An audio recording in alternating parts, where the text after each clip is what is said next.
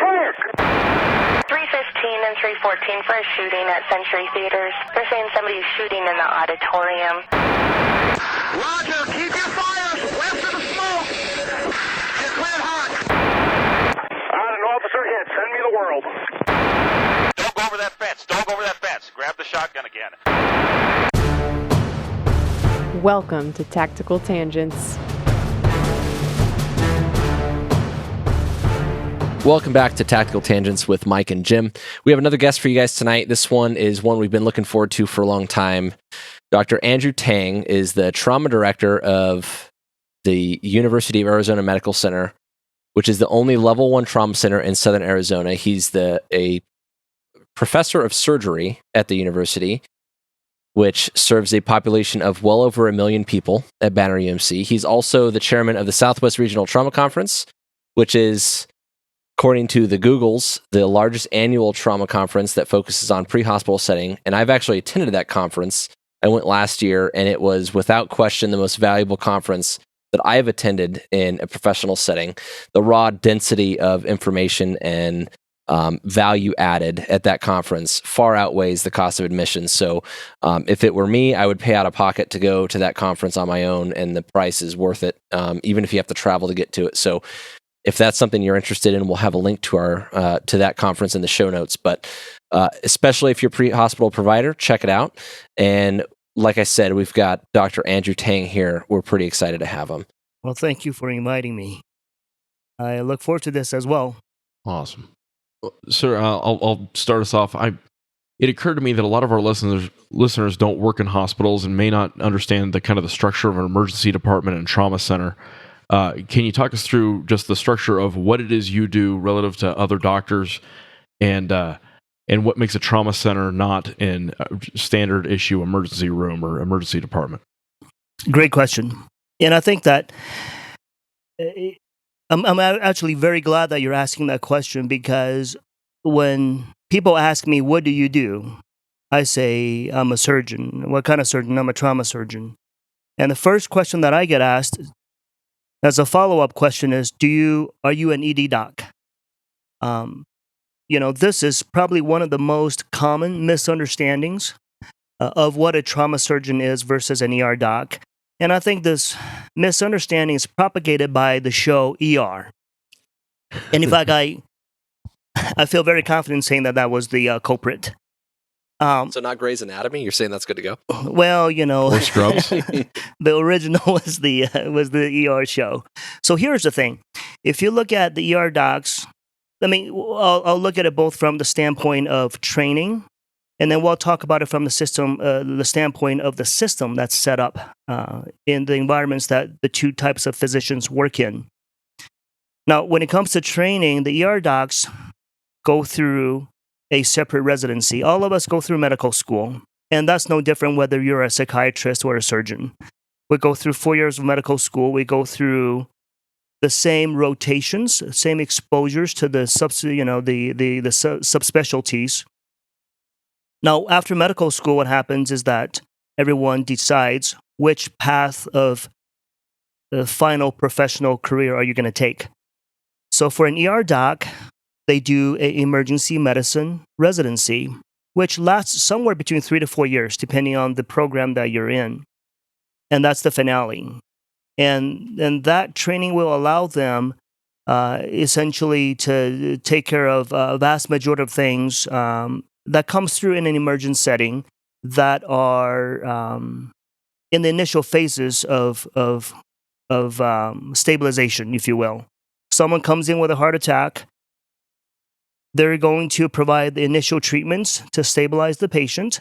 And then subsequent to that, the cardiologist may have to do the interventional coronary angioplasty procedures. Now, in the setting of trauma, the ER docs help us as trauma surgeons to stabilize a patient. As far as the subsequent care, that falls into my hands.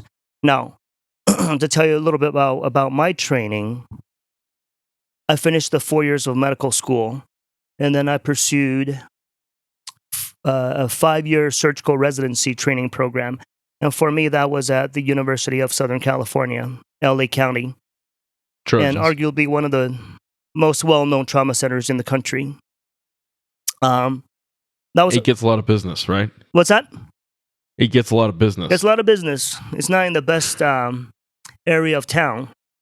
But I got to tell you that I look back at that particular time in my life with such fondness, despite the challenges of training and the hours that I worked. And my wife would tell you, who's sitting next to me, and she'll attest to the grueling hours that we put into learning the art of medicine.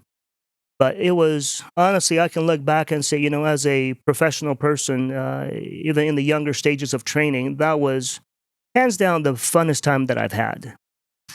Every day was new, every day was learning, and you take care of patients. There's no administrative stuff to think about. There's no paperwork to push. You're there for the simple sake of learning and taking care of business. That was pure joy. Things change a little bit, as careers develop, as all of us can attest to. Anyways, so that was a 5-year residency in general surgery. Now, nowadays, surgical training has changed quite a bit in the sense that most surgeons who finish a general surgery residency after 5 years of training will pursue a fellowship in a subspecialty, whether it's colorectal surgery, cardiac surgery, hepatobiliary surgery. The point is, there's all kinds of subspecializations that people go into.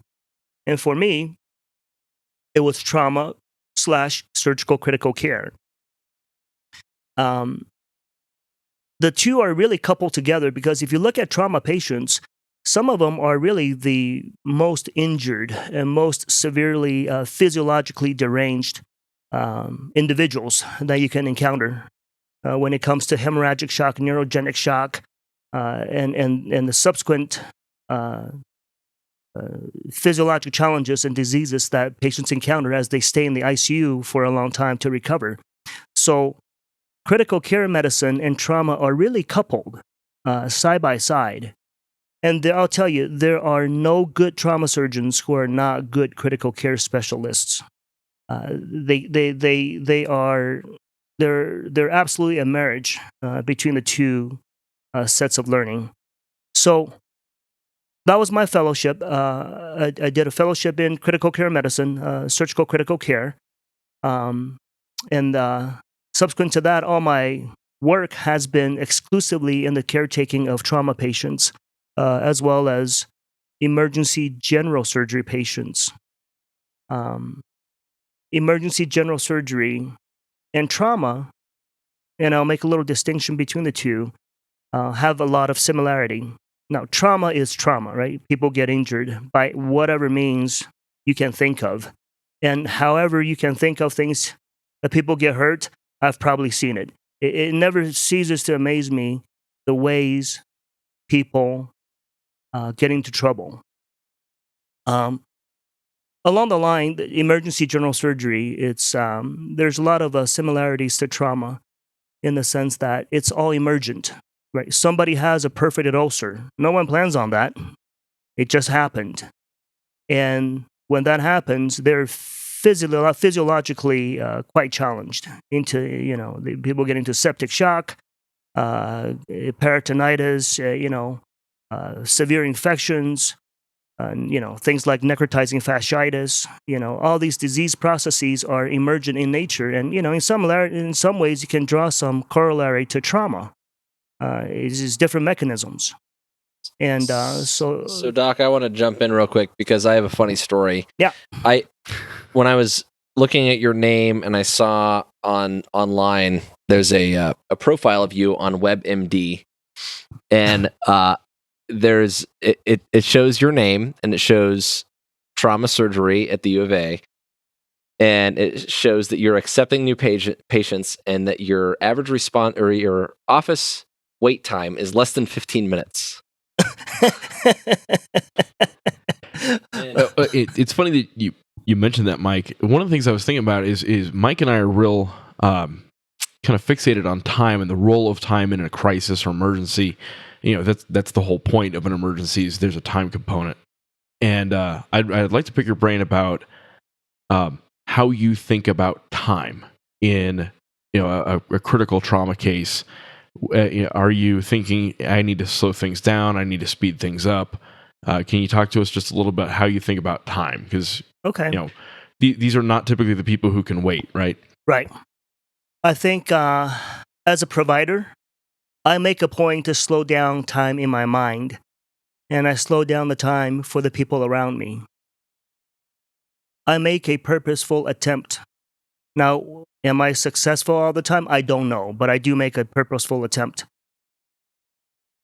I think that in an emergent situation, when you make that attempt to seemingly slow things down, and if that perception, it's a perception, time doesn't slow down, the bleeding doesn't stop. But if there's a seeming attempt or an attempt to make things calm, and that perception is received amongst the team members, I think things carry out a little more smoothly. So, in other words, I make an attempt to artificially slow things down by creating an environment that's calm, that's purposeful, and I hope for the consequence to be an improvement in the time management. Because people are listening, people are doing what they need to do, people are not flustered, and we actually gain time. So you mentioned your team, and my understanding of a trauma care setting is that you've got, I don't know how many people are in there with you, but 6, 10 sometimes in there with you, and I imagine you spend a lot of your time, especially as the boss, kind of orchestrating, right? Can you talk us through how you run your team or how you run your crew? Sure. One, there's role assignments. Prior to a trauma coming in, we have different levels of activation. Just to, introduce the listeners to how a trauma system is run, going back to your very first question. Yeah. At our particular hospital, we've designated 3 different levels of activation. There's greens, whites, and reds. And let me just take you through what a red trauma looks like. A red trauma would be someone who's the most severely injured. And that's determined by both physiologic criteria, i.e., they're hypotensive, their Glasgow Coma Scale, i.e., or mental status, is severely depressed, whether it's a brain injury or whether it's hemorrhagic shock. Us as surgeons and all the providers in the hospitals who are involved with this particular trauma care, whether it's the respiratory technologist, the emergency medicine doc, the radiologist, the x-ray technician, all these folks who are involved with trauma care will get an alert on their phone. And so all of us assemble in the trauma bay even prior to the patient's arrival. Now that's the time when in the ideal circumstance, does it always happen? Probably not. But ideally, should it always happen? Yes. And does it help when it does happen? Absolutely. And it's something that I always push for. We prepare. We brief on this particular situation that's coming in, and we kind of tailor our thinking to the particular case that's coming in. Right? This is a gunshot wound. My thinking is somewhat different than this is a high-speed motor vehicle crash with rollover and ejection. The approach, in many ways, is formulaic, in the sense that there's a formula that we go by, regardless of mechanism. But at the same time, knowing what's coming through the door makes me think a little differently in terms of what are the nuances, despite this progression that's very formula. What are some of the nuances that we need to be aware of? And that's the time when the team, and when I say a team, there's no hierarchy in my sense. When the team speaks together and get to know each other's roles. In my environment, there's a lot of trainees. People come and go, and you've got new residents, new technicians, faces that we've never seen before from time to time.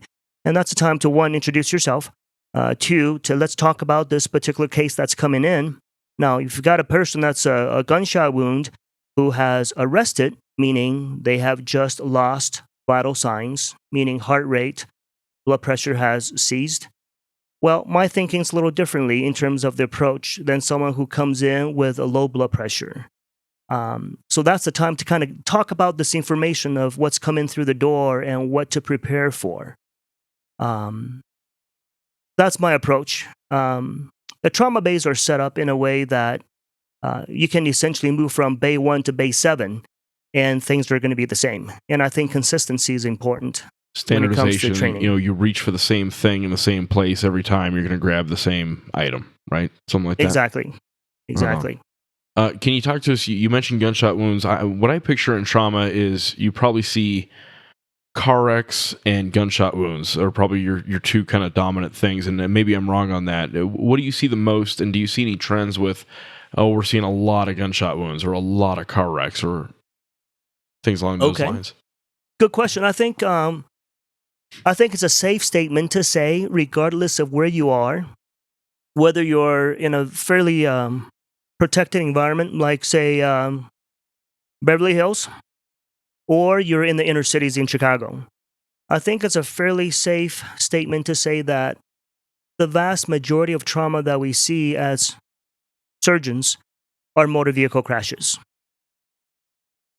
Now, to give you perspective, in Tucson, the trauma center that I work in, it's the only trauma center that serves the entire southern Arizona. We have about 5,000 trauma evaluations on an annual basis. 12% of that 5,000 are penetrating trauma. And when I say penetrating, for the folks who don't know the lingo, penetrating trauma is essentially gunshot wounds, stab wounds, impalement. Most of the time, it happens to fall into the category of violent interactions. 12%, with the bulk majority being car crashes. And I would say that's, the ratio may be different at other places, but by and large, car accidents are by far what we deal with as surgeons. And I would highlight off of that in the realm of tactical stuff, a lot of our fellow gun community, military, law enforcement, we tend to fixate on that gunfight, and we tend to ignore the fact that the thing that's most likely to hurt you is the car you're driving in. And so I would just take that opportunity to highlight understanding your balanced risk there.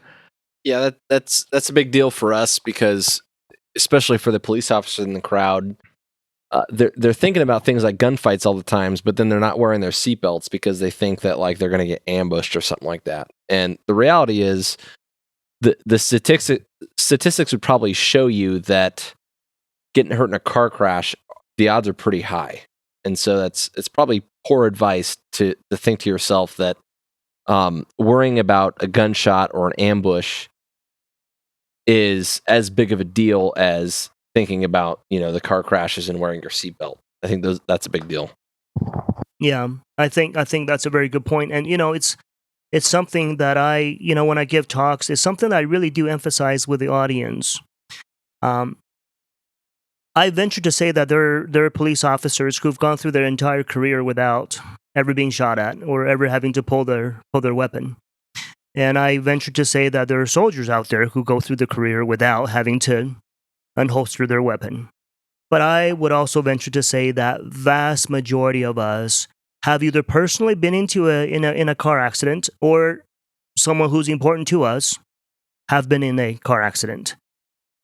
So absolutely, that's the number one cause of injuries, debility, and death that we deal with in America.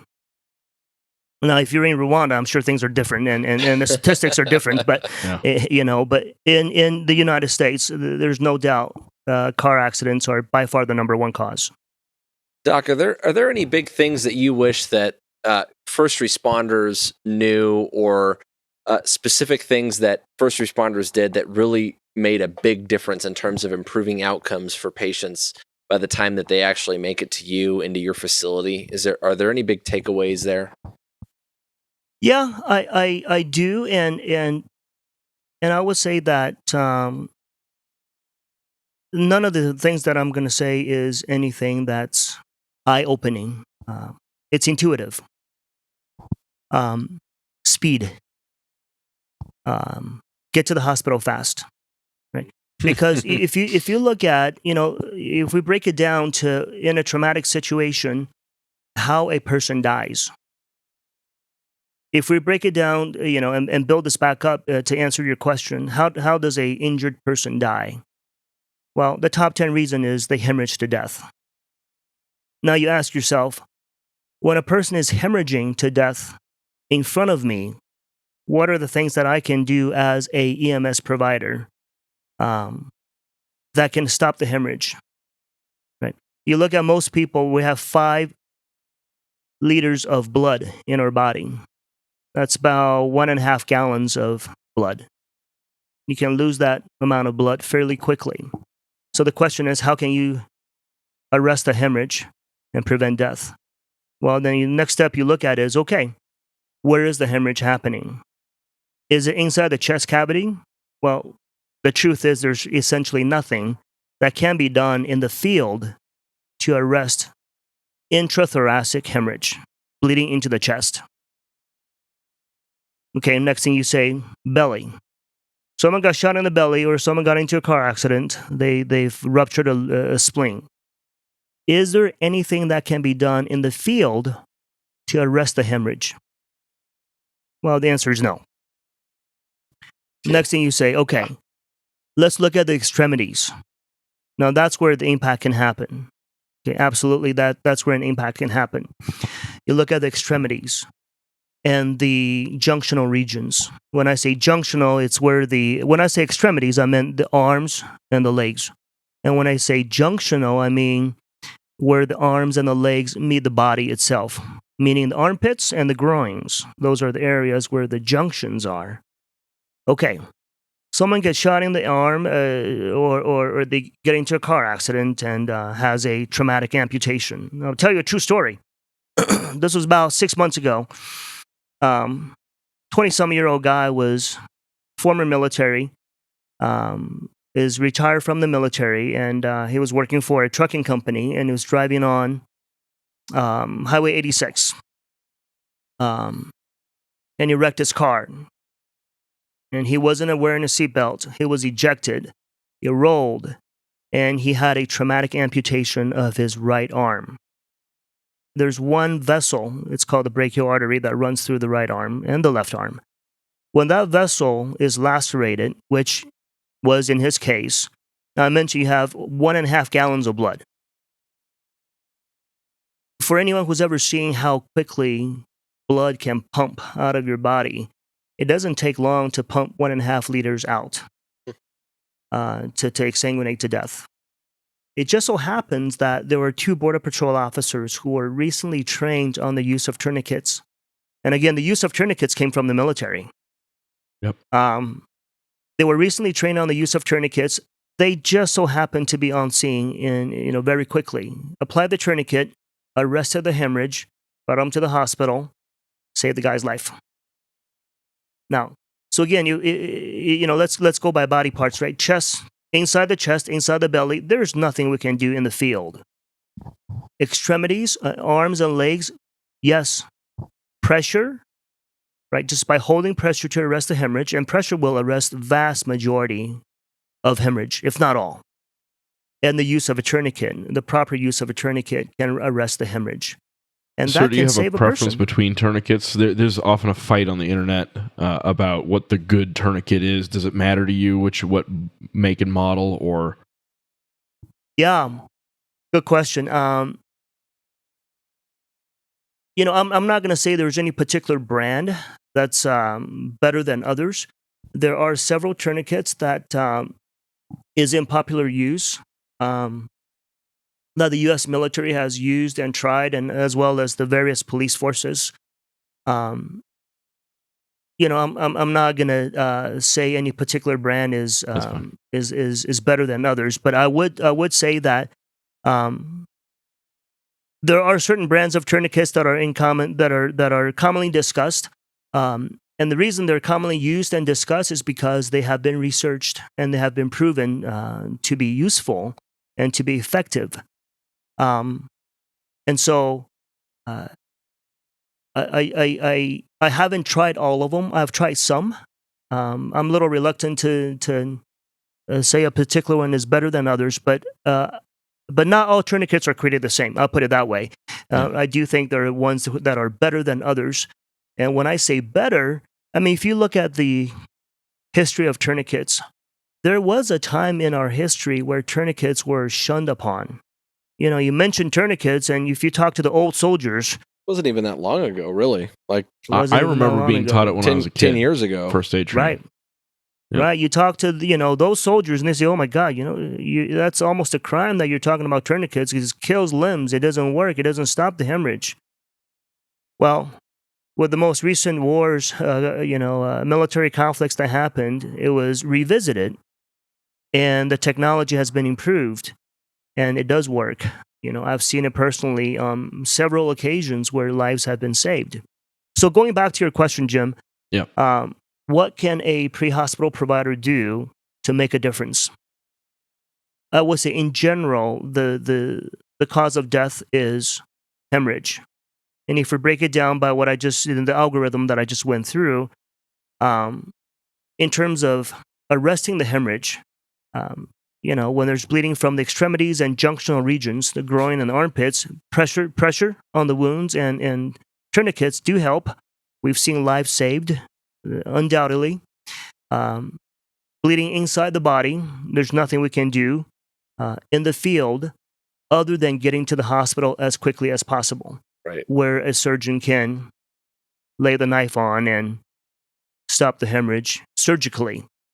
So Now, one of the phrases that I use a lot, Doc, when I'm teaching guys about this is bright lights and cold steel, and that's kind of along the lines that you're talking about, and that is that surgery is the answer for a lot of these cases.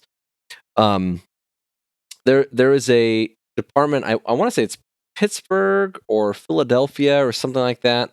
I'd have to look at the article again, but there was a department that talked about a practice that they were using where for penetrating trauma to the torso, and if I'm not quoting this right, it's not on purpose, but penetrating trauma to the torso where police officers would arrive on scene, and if the fire department was not already there, they would throw them in the back of their police car and drive them straight to the hospital without even waiting.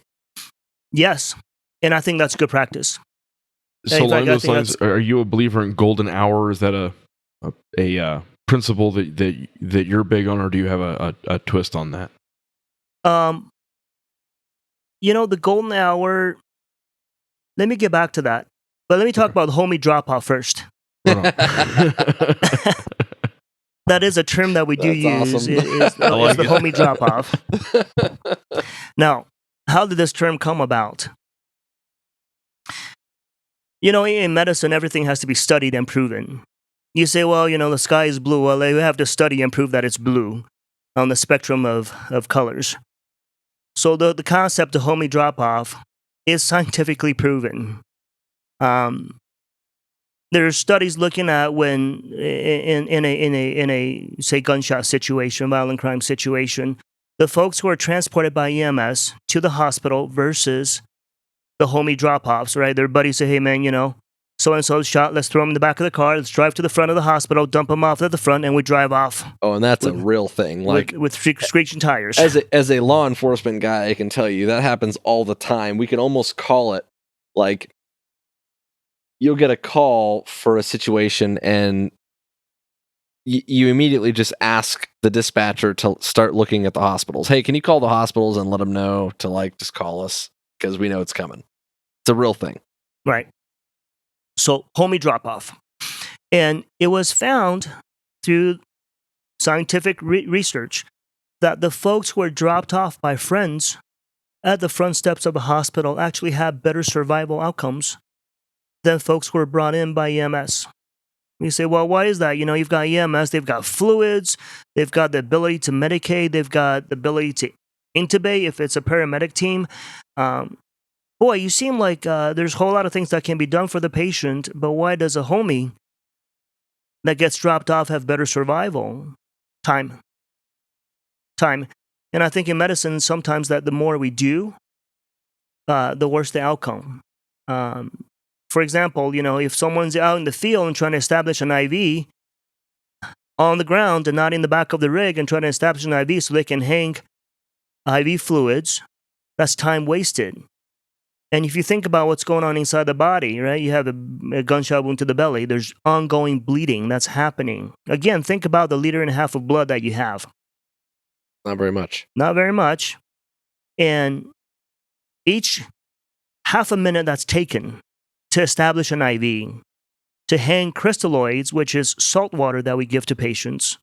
Now you're bleeding red blood cells and plasma and platelets, and here's someone who's giving you salt water to replenish what you've lost. Well, physiologically, it's not quite the same, right?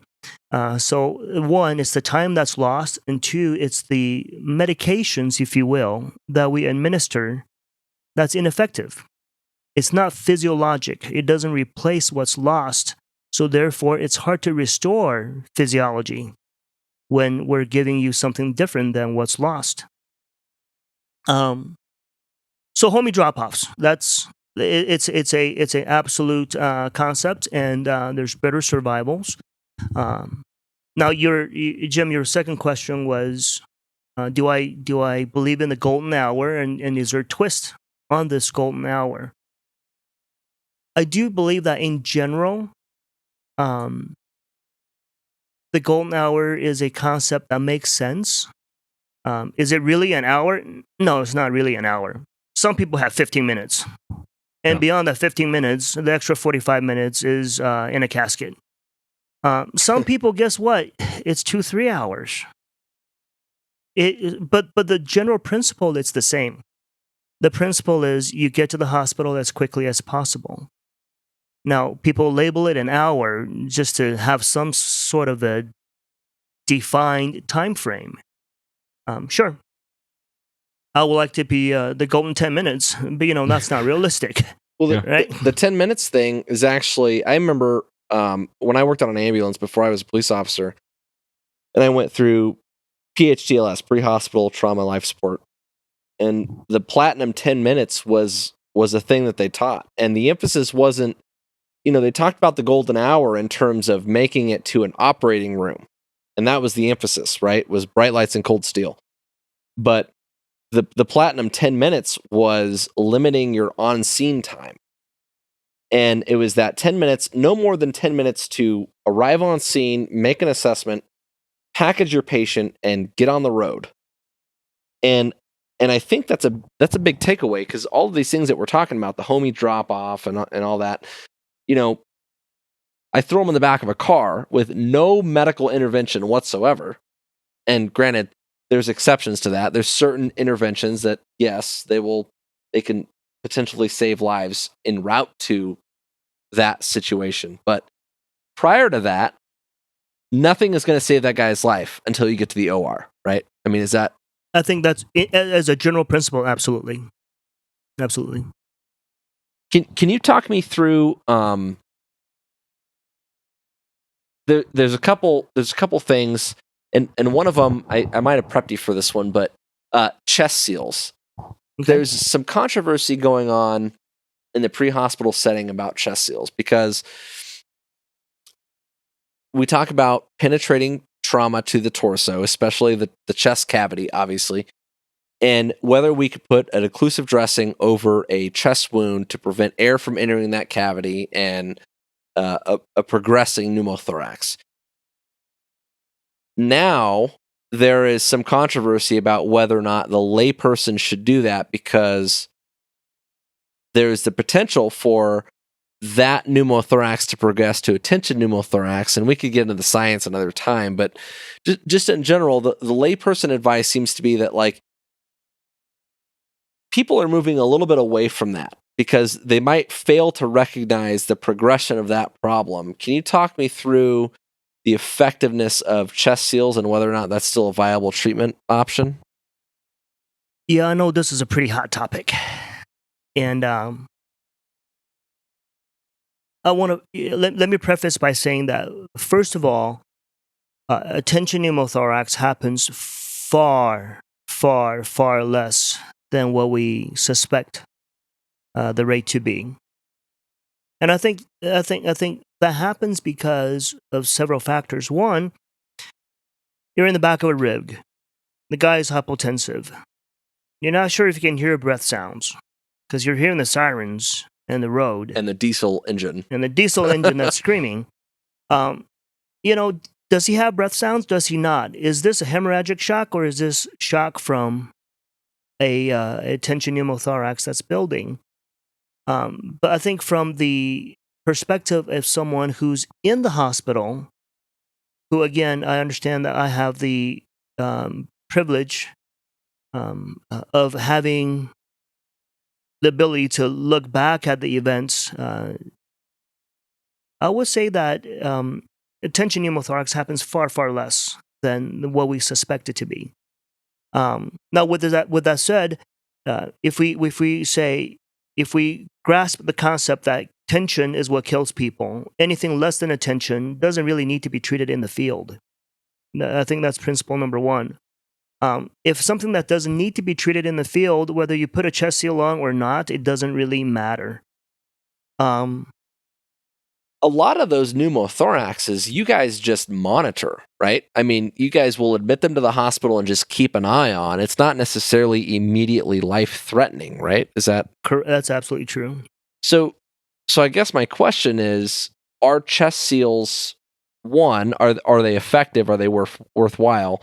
And two, is it worth the quote-unquote potential risk that some people are quoting in terms of the complication of that progressing, maybe a pneumothorax progressing to a tension pneumothorax without being recognized? Well, Sure.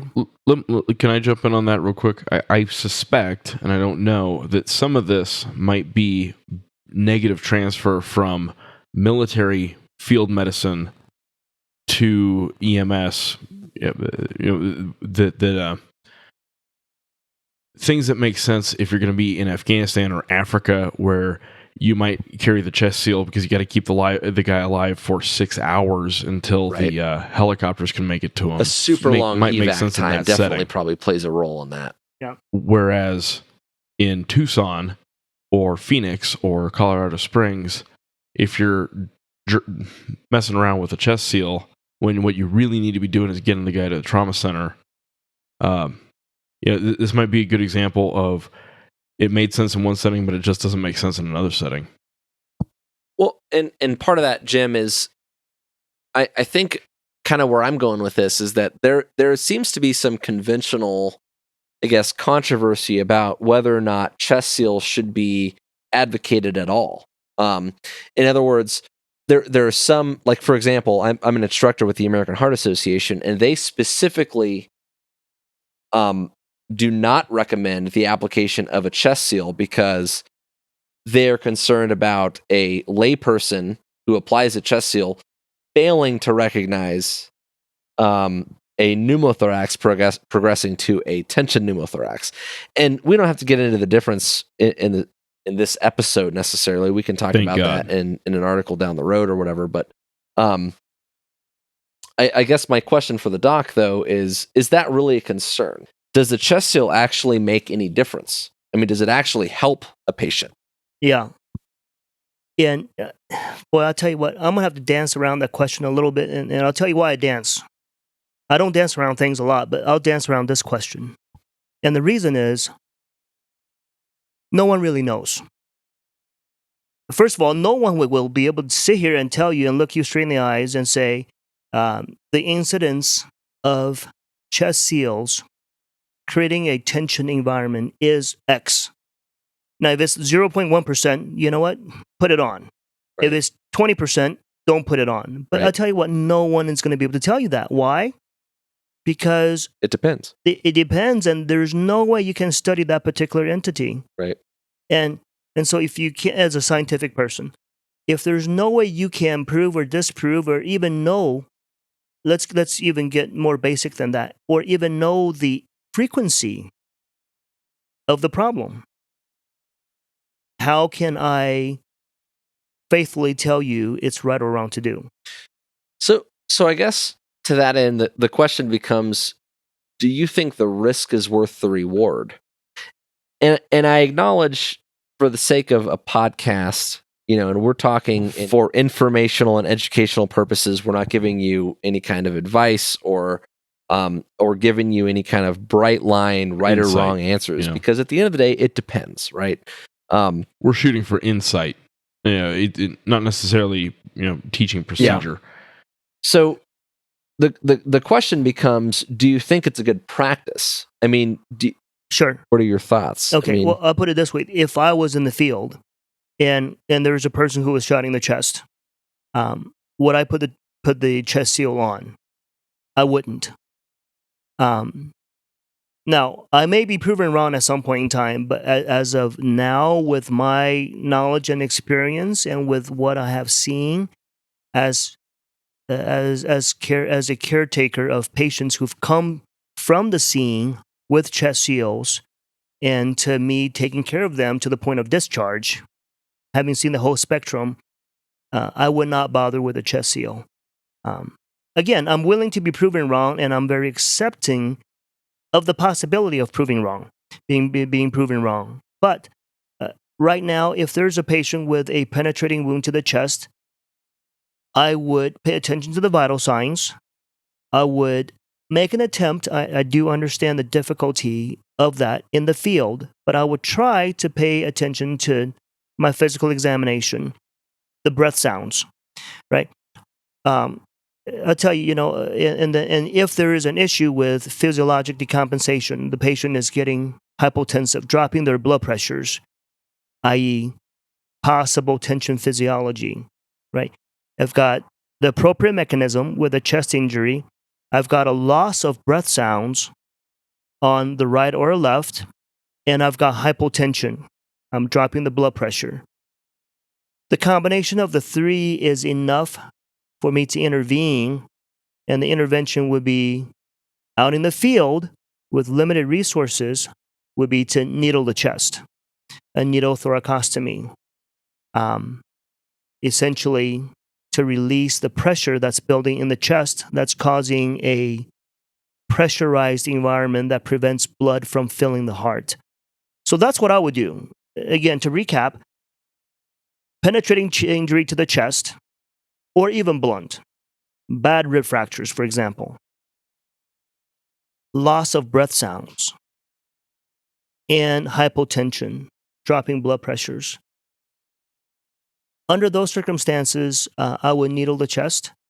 In the setting of a penetrating injury where there's a chest wound, would I put a chest seal on?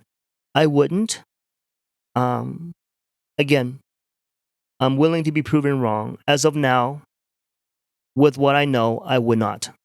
Well, I think that's really valuable insight. It's huge because we feel a lot like we want to do something, right? We want to help the problem. Right. And so sometimes for a lot of people, you look at a chest injury and you see penetrating trauma to the chest, gunshot wounds to the chest, or even the abdomen. And you think, well, I got to do something, right? And so you want to throw chest seals on because you feel like that's helping. And I think we go back to what you said earlier, getting to an operating room, definitive care is the most valuable thing, with the exception of extremity hemorrhage and maybe junctional hemorrhage. Definitive care is the biggest deal.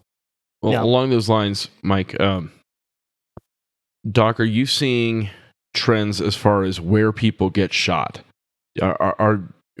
If it's survivable enough to make it to you, are you seeing chest shots, abdominal, all of the above, equal mix? Sure. What are you seeing as far as the mechanism of injury of a gunshot wound? Sure. Let me answer the question this way.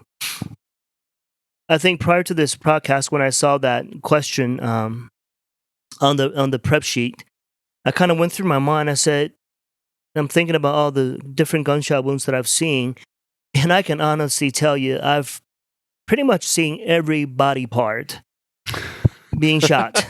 If you stick it out, it's going to get shot. And Watch out for those. You know in what I'm certain saying? areas, you can. There are more stories behind it than others. Yeah. But let me put it this way: when it comes to gunshot wound to the head, so first of all, are there more common locations for that to happen, for the gunshot wounds to land on? It depends. Let's look at it from the people that I see, and the people who I see are potentially survivable injuries.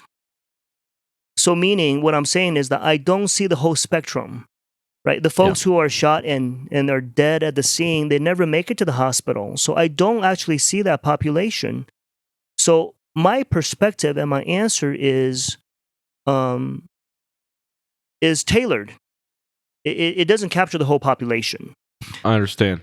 And my thought process behind that question is, if I am going into taking serious first aid classes and maybe getting an EMT or going through PHTLS, what should I focus on being able to intervene? Do I need to focus more on that extremity hemorrhage control, or do I need to be prepared to stick a needle in someone's chest? Because those are two different levels of training that I probably need to have.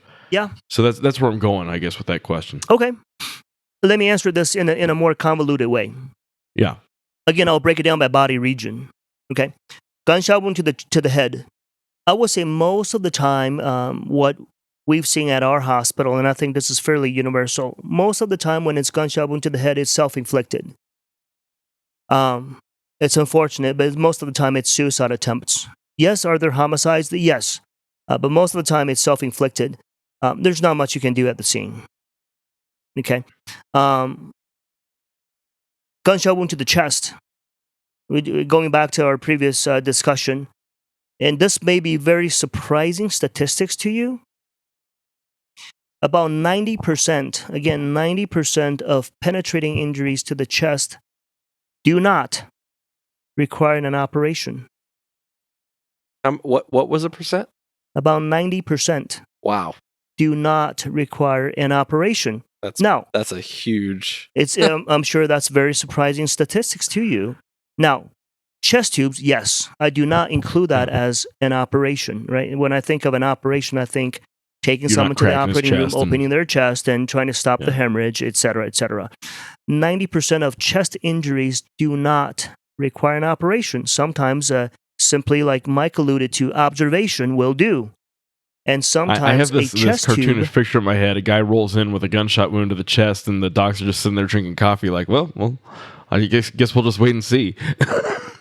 In fact, I'll be honest with you, maybe not minus the drinking coffee part, but a lot, the wait and see, yes. You're not gonna lie, Doc. It's cool. but the wait and see Scotch. part, it's true. It's so I want to kind of emphasize the statistics. Yeah. It's surprising, right? So. We'll talk about the tension pneumothorax and the needle decompressions, if you want later on. The gunshot wound to the belly and chest are most of the time, from what we see, are interpersonal violence. The gunshot wound to the leg, I see, Jim, you're kind of smiling. A lot of times, guys who are cleaning their guns and who are just not careful with the basic principles of gun safety. You know what we should do? We should come up with a list of firearms rules. We wouldn't need very many, like 3, 4, 5, something like that. Specifically, like 4, in a safe maybe. direction. Yeah. I would say it's almost almost a weekly occurrence when someone comes to the trauma bay with a gunshot wound through the leg, and it's a very distinctive pattern. Right. The bullet goes through the thigh and maybe comes out through the leg, and you say, well, the muzzle is pointed from the thigh down to the leg because they had the muzzle resting on their leg and trying to rack the slide back with their finger on the trigger and a loaded chamber. Those are where the tourniquets come in. That actually brings up a couple follow-on questions. I'm sorry if I'm jumping around on you. Yeah. But fascinating guy. I've got a lot of questions about differences from your perspective between a pistol round and a rifle round. There's a YouTube video of a trauma surgeon explaining how different those are, and I'm curious whether you see big differences. And that's part one of the question. Part two of the question is, does it make any difference to you as a trauma surgeon what kind of bullet did the damage, whether it was a hollow point bullet? For some time in the 90s, there was worry that sharp edges on the bullets would cut surgeons' gloves, that sort of thing. Sure. Good question. I'll talk about the rifle versus, high velocity versus low velocity, essentially rifle rounds versus handguns. And then I'll talk about the type of bullets second. I would say most of the time, to be honest with you, what we see in the civilian setting is different from what you see in the military setting, right? Out there, it's more high velocity weapons, your M16, AR type of weapons, and AK-47s, high velocity weapons. What we see in the civilian setting, by and large, it's not rifle injuries; they're handgun injuries. Now, with that said, rifle rounds definitely cause more destructive injuries. Now, I have seen my handful, more than a handful. But I have. Doc's like, just no big deal, but I've been doing this for a minute. But you know what? Pound for pound, I have definitely seen more handgun injuries than rifle injuries. But when it's said and done, it's not necessarily. Yes, the velocity, the type of weapon matters. But at the end of the day, I'll be honest with you, I think it's the location of the injury that matters far more than the type of weapon that's used. I've seen people who come in dead with a .22. And I've seen people, and this is and here's the story. It's a guy who was brought in by Border Patrol. This was a fairly high profile case. I won't go into the details for the identification purposes, but this was a fairly high profile case that I took care of. And this was an individual who was brought in by Border Patrol, having sustained a AR-15 gunshot wound. And he was brought in hours after the fact. Probably close to 6, 7, 8 hours after the fact, after the gunshot wound itself. We talked about the golden hours initially, right? Well, this guy certainly lived well past the golden hours. And so now we look at, and he was alive. And he was very alive. It wasn't like he was, halfway, on his way to goodbye. He was well alive. Nonetheless, he did need surgery. He had a liver injury and has multiple bowel injuries. Now, bowel injuries don't bleed to death, typically speaking, but it's the infection that ensues that Sepsis. causes the death. Right. So infection doesn't kill you. Under most circumstances, infections don't kill a person within minutes to hours. It takes days for that to happen. So this was a AR-15 round, a 5.56 round through the liver and colon and small intestines. The liver wound had already sealed itself. The hemorrhage has stopped already. Okay. If I've learned correctly, the liver is one of the. In fact, actually, I think this came from the trauma conference that you chaired last year. But the liver is one of the worst places you can get shot, right? I mean, critical structure, right? Pretty serious place of hemorrhage. Yeah, and we'll come back to that. But this guy, again, AR-15 round, and he survived all the way till the time of arrival to the hospital. Again, hours after the fact, I took him to surgery and fixed the bowel, and the liver was already hemostatic, meaning it wasn't bleeding anymore. And he survived and left the hospital, 5-6 days later. Boy, I kind of lost my train of thought of how I got to this. We were talking about the difference between high velocity and low velocity rounds, and then also the type of bullets. Okay. Now, when it comes to high velocity rounds, there is a lot more tissue destruction. That's a fact. But again, most of the wounds that we do see are in the civilian setting are essentially low velocity injuries from gunshot wounds, from handgun injuries.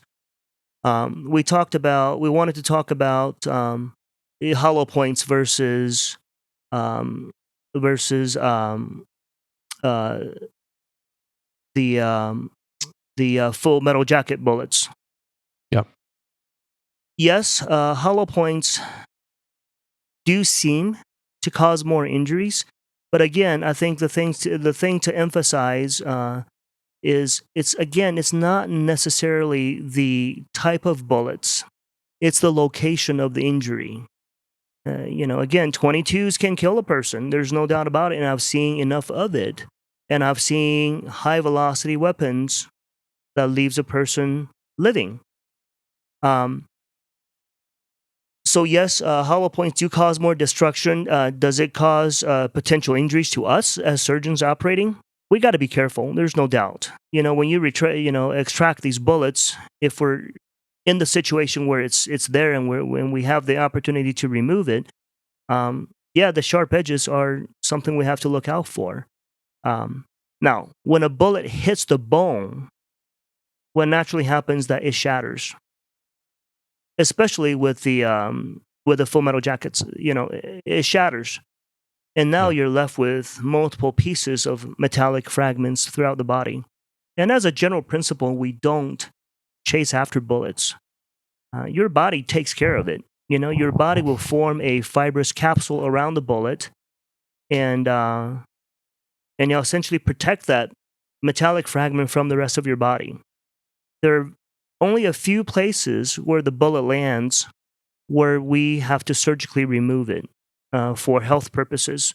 One is if it's in contact with your cerebrospinal fluid, and two, if it's in contact with your synovial fluid, meaning in a joint, because the lead can leak into the body. Let's say that there's a bullet that's lodged in the liver. Do we chase after it? Absolutely not, because the process of trying to remove that bullet will cause a lot more damage. And again, your body it's a brilliant apparatus that it will form scars around it and protect it. And I've also had patients who've been shot and it says, hey, over the course of time, I feel little metal fragments working out of my body and I pick them out from time to time. Yeah, I believe that. Your body spits out foreign substances. Just like a cactus, here in Arizona, we get stuck from time to time. And, I was hunting last year and I fell into a bunch of cactus, I'm embarrassed to say, but, and I didn't even realize that there are cactus that were so deeply embedded in me. And it was until a couple of months later and I was squeezing my finger because it kind of bothered me a bit. And next thing you know, this whole cactus got pushed out. Yeah. I mean, your body has a way of expelling foreign substances, if it's, So, Doc, I have two kind of questions related to some of the things that we've talked about in terms of statistics and studies in medicine. We posted a video a little while back of a trauma doc. I want to say it was from USC, which I know that you studied at for a time. However, this video was probably from the 90s or early 2000s. But the statistic that this surgeon spoke to was that only about 1 in 7 people with gunshot wounds die. And as I like to word that to police officers, only about the way I try to frame that is 6 out of 7 people who are shot survive. And I think that's a big deal for our public safety, specifically law enforcement and military crowds. Does that number sound about right to you? 6 out of 7 people shot survive? I don't know the actual statistics, but that number doesn't surprise me at all. Right. I would say when a person gets shot overwhelmingly, the likelihood of survival is with you. And again, if you let's break it down by body region, right? A gunshot wound to the head is not good. Survival. Let's look at survival versus functional outcome. It may be different. There are only very few places in your body. Now, again, let's look at the practice environment in America where the pre-hospital system is so good that people can get brought to the hospital quickly. In America, in our practice environment, like I mentioned, a gunshot wound to the chest, unless it hits the heart where the survival is fairly low. Otherwise, overwhelmingly, your likelihood of even needing surgery for a gunshot wound to the lung is relatively low. Meaning you will do just all right without even any major interventions from a surgeon. A gunshot wound to the abdomen, we talked about that before. By and large, the survival is quite good. We talked about a little earlier, the liver is one of the worst places to be injured. The liver is very difficult in terms of hemorrhage control. It's a very vascular organ, and when it bleeds, it really bleeds with a bad injury. Now, gunshot wound to the extremity, in my opinion, there's no one who should die from a gunshot wound to the extremity. It's otherwise preventable with. It's a completely preventable, right? I'd like to circle back. We talked earlier about how you manage your crew and how you brief your trauma crew. Can you talk us through in a little bit more detail how you make sure everybody is contributing? Do you guys do rehearsals? Are you a hard crew, like you're always working with the same 5-10 people, or is it always rotating? You mentioned you got students. And how do you delineate responsibilities between like what the nurses do versus what the technicians do versus what you're doing? Yeah. Great question. I wish. I think in a perfect environment, yes, you will work with the same crew, and everyone knows exactly what their role is, and it never changes. I think that would be a ideal environment. I don't work in that environment. I work in a training environment where there's a lot of trainees that come and go. It's not a bad environment by any means, because along with that, there's beauty with the learning process. Do you guys have a simulator? I know that there are simulated, people that Yeah. you can work on in a med school type environment, but is that a thing that you do as a trauma crew? Like, hey, let's go work through this. There are simulators, but I don't think they work as well, at least as of now, because it's such an artificial entity. Simulators may work great for certain things, but for trauma, it just really hasn't, to me anyways, it really hasn't proven to be that great. Trauma is such a dynamic environment, and it's quite hard to replicate both the patient's degree of illness and injuries, and it's also quite hard to replicate the level of intensity of that environment with the people who are in the situation. So we do have simulations, but I think it's reasonable, it's decent, but it's by no means great. Do you get opportunities to debrief after the patient has moved on to the next venue for care? Yeah. Do you get to sit down with the crew and say, hey, this is what went right, this is what went wrong? Yeah. That's something that I've been pushing for as the medical director. I push for the briefing, like we mentioned before, prior to the patient's arrival, and I think a debriefing is vastly important. The debriefing takes some effort to do, though, because, if you imagine what happens, a trauma comes in and there's a gunshot wound and the patient's unstable, and the surgeons take the patient to the operating room, and at some point in time, you like to reassemble the crew hours after the fact to debrief what happened. Sometimes just from a scheduling standpoint, it's quite difficult, but I do think there's tremendous value, and we do make every attempt to do that. I do think there's quite a bit of value in debriefing because it's fresh in everyone's mind. And when time passes, people's perception of reality, of what happened, changes. And I think that's human nature. I think I did better than what you think I did. Do you guys record? Do you have cameras up that you can go back and play the tapes? We do. Body-worn cameras like the cops do? We do. We do have cameras, but here's the problem, and it's a technological problem. Yeah. The camera doesn't capture everything. It doesn't capture the emotions. It doesn't capture the subtleties in the movements. It doesn't capture someone's in someone's way. That the doctor's in in the nurse's way who's trying really hard to get an IV, it doesn't capture a lot of subtleties. It doesn't capture the conversation to the extent that that you hear when you're live on the ground. So you lose a whole lot of realism. There's an element to that. There's actually several elements to that, and that applies.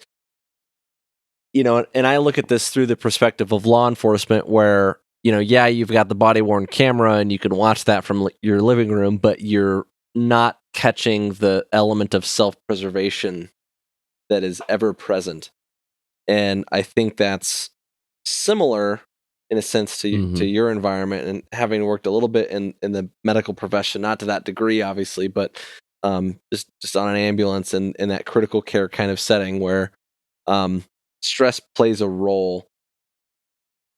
So, something you said to me that really stood out, and this was a really big, I think I actually wrote it down in one of our previous conversations, Doc, was someone who is calm in their mind, that calmness will transfer to their hands. I might have worded that incorrectly, so feel free to correct me if I'm wrong, but it was something along those lines. That calmness in their mind really made a big difference, is how I interpreted that. Yeah, absolutely. Yeah. I mean, think about it. I mean, if you're teaching your kid how to play softball, in my case, you know how to throw a ball. You teach your kid, there's not an ounce of nervousness in you. Well, you know how to throw a ball. Now I say, hey, Mike, for whatever reason, you are selected to throw the first pitch at the whatever game. At the Diamondbacks, game. You might be nervous, right? Even though you know the know-how. So yeah, but the point is, being calm. Knowing the know-how is great, but having that calmness about you will make that situation easier. And will make the situation more deliverable, and make your skills more deliverable, in my case, to the patient. I think having good hands is important, but I don't think that's the most important by any means. I think to be a person who operates under stress, one is that you have to have good training. Because when everything falls apart, you go back to the basics. You go back to your fundamentals, and the fundamentals are what you learn in training. So I think you have to have good training, so then you're confident in your abilities, and that's the foundation. I think certain types of personality helps if you're able to keep calm and cool, and I think having a emotional divorce from the situation is important. In my line of work, detachment. Yeah. Detachment is a better word. From my line of work is important. I that's something I absolutely believe in. Now, is that something I can teach? No, I can't. Do you have it or you don't have it? Right. And that kind of leads me into the next big topic for me. And again, something that we've talked a little bit kind of offline about a couple times. There was a study that you participated in that was related to the transfer of information as an expert to a novice. And it kind of related to teaching, and in terms of, you have a procedural checklist. If I'm going to teach something to a novice and I'm an expert, I have this kind of step-by-step list, but then there's something more nuanced about that. And you participated in a study that was published about that. Can you give us kind of just an overview of what that study entailed and what the takeaways were? Yeah. This was quite a while ago. I participated in a study that was conducted by a PhD in education.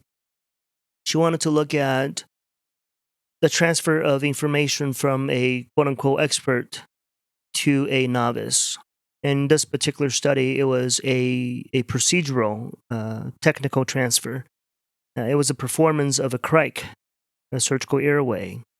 And she had the quote-unquote experts perform the procedure, and she had the experts teach the novice, the students who have never been exposed to this procedure before.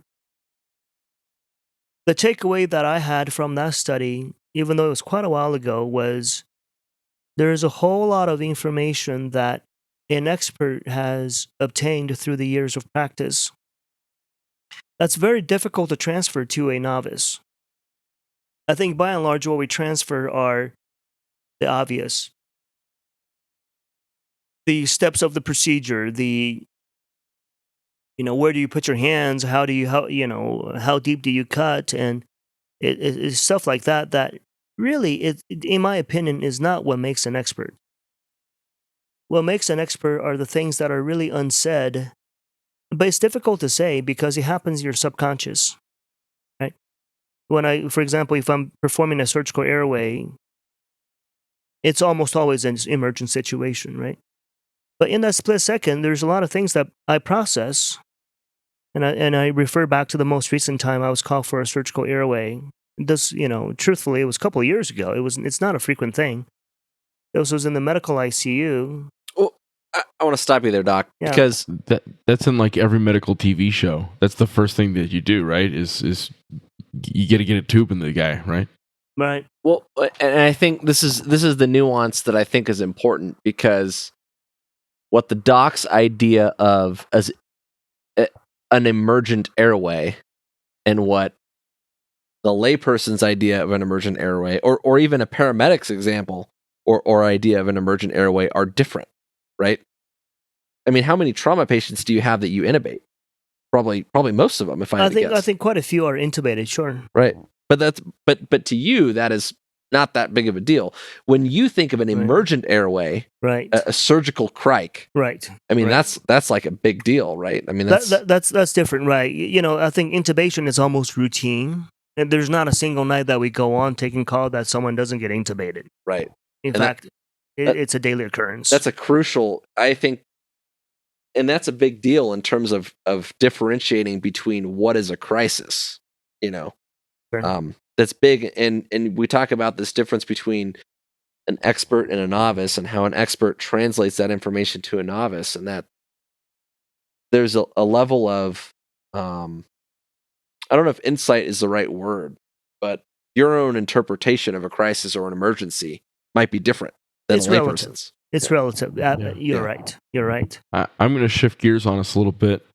Can you give us any insights on how you look at mass casualty events, and what you think everyone should understand about mass casualty? Sure. Mass casualty. Well, let me preface by saying that I'm not an expert on mass casualty. What I will say is that us as a system, as a pre-hospital system, as a hospital system, as a law enforcement system, do not rehearse for mass casualties enough. Some of us may think we do, but we don't. And I firmly believe that, because I've been in, I would say, many mass casualties, many, and you notice the inadequacies of the system. Now, if you talk about a true mass casualty situation, like something that happens in Vegas, you know what? Truthfully, it's hard to rehearse for that. It takes a whole lot of resources and coordination between pre-hospital to hospital to rehearse for a situation like that. And most places do not have that type of coordination to do so. And frankly, short-sighted enough to lack the coordination and the input to rehearse.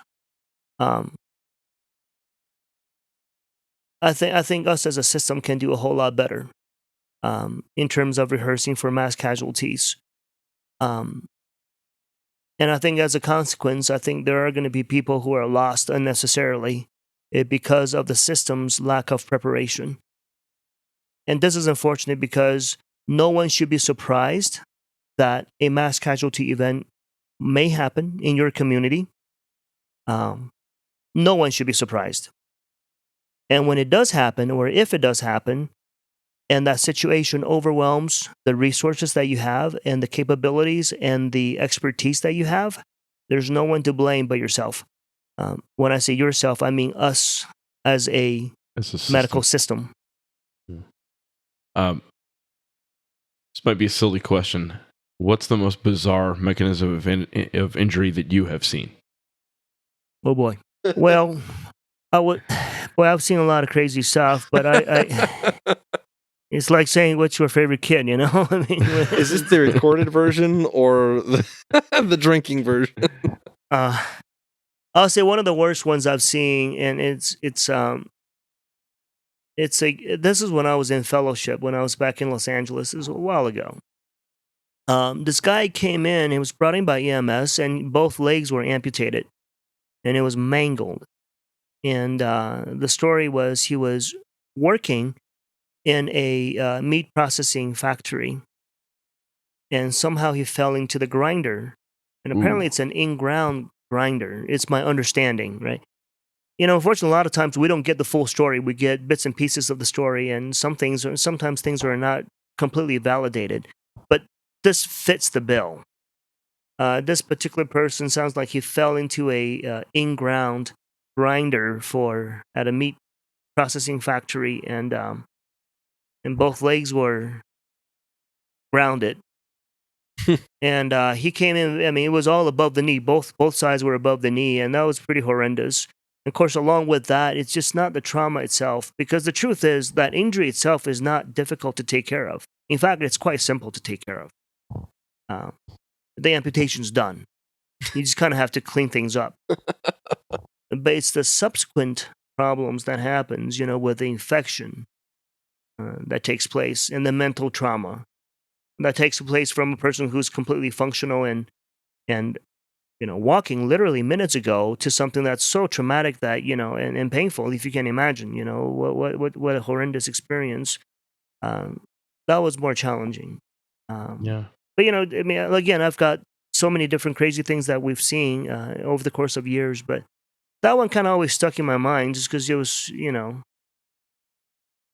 don't hear that.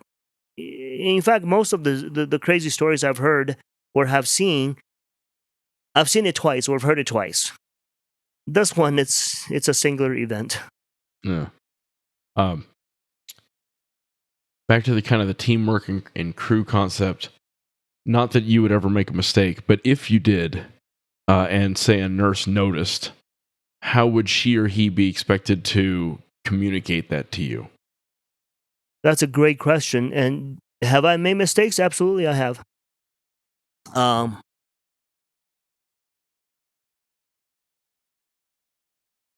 I respect the free exchange of information.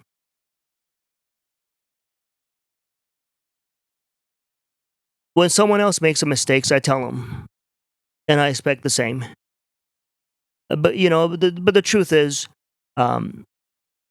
if I make a mistake, I am far, far harder on myself than anyone else can be. And I probably realize the mistakes far before anyone else. And I'm far more critical of myself than anyone else can be. But as far as a way of communication, I do appreciate if people can tell me, hey, you know what? I wish some things are done differently. For example, if I run a trauma and I didn't run it right, let's say that, I skipped a part of a very critical process. Let's pretend. You didn't say the word stat enough. What's that? You didn't say the word stat enough. Well, sure. If you don't say stat, it doesn't count, right? It doesn't count. It wasn't really trauma. No. I watched Grey's Anatomy once. Just add the drama, right? But you know what? It depends on the personality. My personality is that I enjoy. In fact, I'll tell you what, one of my favorite people to work with, and I think, one of these days, if you guys meet him, you guys would really enjoy meeting this guy as well, because similar minds, similar way of doing things. His name's Ryan. He was former military as well. He was a medic in the military, and he's been deployed multiple times, and he's a paramedic. And when we worked together in the trauma bay, it really is a pleasure because there's closed loop communication and there is just excellent execution of the process. Now, if I make a mistake, I can see Ryan being someone that says, "Hey, doc, What about this? can we?" He will say very respectfully, and I can see that. But he will question me if I made a mistake. And I will have tremendous respect for that. Because at the end of the day, you don't want to be the person who's walking around naked and everybody telling you you're looking good. How do you approach conflict in terms of, I mean, I imagine, and I've worked around enough medical professionals to know that at times people butt heads. And how do you manage that? I mean, if you're dealing with a patient, and I'm not talking about in the debrief after the fact, in the moment, how do you manage a situation where people are butting heads and there's a disagreement about what needs to happen next or what the priority is or what the call should be? I mean, how do you manage that? Yeah. I think you look at it in real time, as the situation's happening and developing and versus later on in the situation or later on in the process. When it's actively happening, there has to be hierarchy. There has to be a hierarchy in command. In the trauma situation, we do have hierarchy because sometimes there are disagreements. And at the end of the day, you can't let that disagreements waste time. And so the trauma surgeon, whatever that person says, goes. Right. If there are disagreements with other physicians in the room, guess what? At that moment, when it's an emergent situation, critical time, someone's in charge for a reason. Someone's in charge, and they're in charge for a reason. And from that point on, let's go with what's already been said by that person. Now, does that happen? Do we have to pull that card often? No, we don't. Because, again, the training is good, and by and large, people understand the working process, and we understand each other's thinking. But yes, there are times when there are disagreements amongst educated professionals. And that's when a time when you have to rely on the hierarchy of the structure. Now, later on, when things are calm and the situation is resolved, there's a different approach to it. At that point in time, there is no hierarchy, in my opinion. Right. At that point in time, that's a big deal. Everyone is equal. We sit together and we talk. I understand your perspective. You understand my perspective. And I may be wrong in what I chose to do at that moment in time. Or I would have had the chance to tell you why you were wrong. But everyone's an equal. We have an opportunity to share our perspectives. But in the heat of the moment, there has to be hierarchy when disagreements develop. And we do have that structure built in. Yeah. And there's quite a lot to be said, and I know not to the degree that obviously that you deal with, Dr. Tang, in medicine, but there's certainly parallels. And one of the reasons that I love this conversation and that I love talking with you every chance that I get is to discuss those parallels that I see in my experience, both formerly as an EMT, as someone that worked in that kind of emergency medical setting in a sense, obviously not to the same extent, but in a kind of a junior varsity way, I guess. But also in law enforcement, it's also similar in that real life is dynamic. Real life happens quickly. The decisions are consequential. They're often a matter of judgment, and they're split second, and they're intuitive and insightful and all those things. And there's a reason that medicine is called a practice. And if there's anything that I've taken in talking with you over the time that we've known each other, it's that idea that it's practice builds a sense of humility, and in learning and constantly growing, that mindset, I think, speaks volumes to the type of person that finds themselves in the position, obviously, that you are in, not only as a practitioner and a surgeon and a doctor, but also and maybe even more importantly as a teacher. And I think that's a big bit of insight that people really need to take in if they're thinking of themselves in a discipline that requires that kind of insight and that kind of mindset, that they're constantly learning and constantly growing. Yeah. And so I really appreciate the chance that we've had to kind of pick your brain on those things, because again, there's a lot of parallels and there's a lot of specific things that I think people, our listeners in particular in the tactical community, can take from listening to the lessons that you've spoken to. There's specific practices, in terms of taking care of a trauma patient that are relevant. But I also think that there is a leadership and a teaching and a learning angle that people can take. So I appreciate your time. I know we've been going on for a while and it's getting late, but that insight has been huge. So thanks for taking the time with us. I appreciate it. Thank you for having me. Yeah, I get about 10,000 more questions, but we'll do them over beer sometime. I really appreciate it. Thank you, sir. Absolutely, man. Love to meet you in person.